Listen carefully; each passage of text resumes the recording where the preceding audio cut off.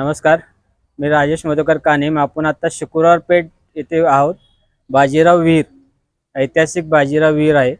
या विहिरीत दीपोत्सव साजरा करण्यात येतो दरवर्षी त्रिपुरी पौर्णिमा आणि महाशिवरात्रीला। त्या निमित्ताने दीपोत्सव साजरा केलेला आहे। नमस्ते, मी हेमंत लंगडे। आम्ही सर्व मित्रमंडळी या ठिकाणी शुक्रवार पेठेमध्ये जी ऐतिहासिक बाजीराव विहीर आहे या विहिरीच्या संवर्धनाचं काम करत असतो।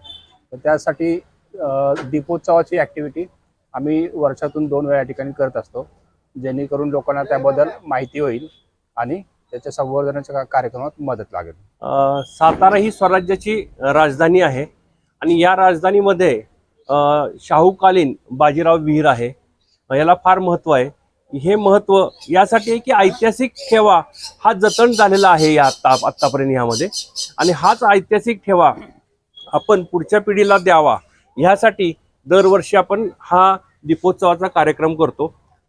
या विहिरीचं वैशिष्ट्य म्हणजे आता या टपाल दिनाच्या निमित्ताने टपाल तिकीट केंद्र सरकारने याचं जाहीर केलं आणि ते प्रसिद्ध झालेलं आहे। परत या संपूर्ण दीपोत्सवासाठी रानबैरी ग्रुप, जिजाऊर बचत गट आणि पेठेतील नागरिक यांचा समावेश असतो। आणि ही विहीर जास्तीत जास्त लोकांपर्यंत पोहोचण्यासाठी आम्ही प्रयत्न करत असतो। शाहू महाराजांच्या काळातील विहीर आहे। बाजीराव पेशवे यांनी बांधलेली विहीर आहे आणि शाहू महाराजांचं शिल्प असलेली एकमेव विहीर ही आहे। इथं शाहू महाराजांचं शिल्प आहे आणि ही पूर्वी जी विहीर ही हेरगिरी करणारी जी गोसावी पुढं वस्ती आहे, त्या गोसावींच्यासाठी प्यायचा स्रोत, प्यायचं पाणी म्हणून याचा वापर केला जात होता।